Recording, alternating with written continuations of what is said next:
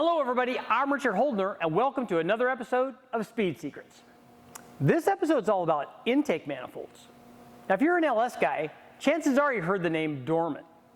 They make reproduction intake manifolds for the factory LS2, LS6, and Trailblazer SS.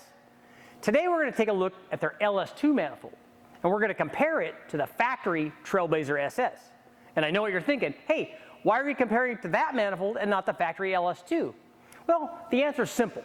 The factory Trailblazer SS is the most powerful factory cathedral port manifold ever made. It's better than the LS1, the LS2, the LS6, and that early truck manifold.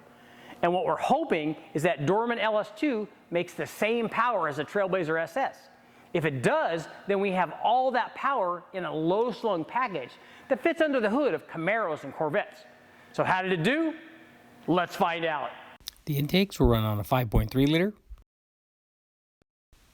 equipped with a healthy comp cam, a beehive valve spring upgrade, a 92mm fast throttle body, and Hooker long tube headers.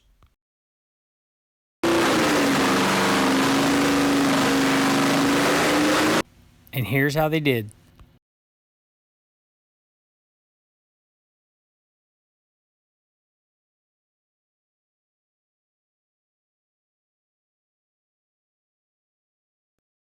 Well guys, the results are in and it looks like we got exactly what we were looking for. I mean, that Dorman LS2 manifold made every bit as much power as the factory Trailblazer SS.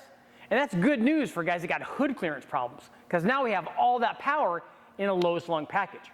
I guess the only question now is, will that Dorman handle boost? But that's another test for another day. I'm Richard Holder. Thanks for joining me. Make sure to like and share and do all that great stuff. See you next time on Speed Secrets.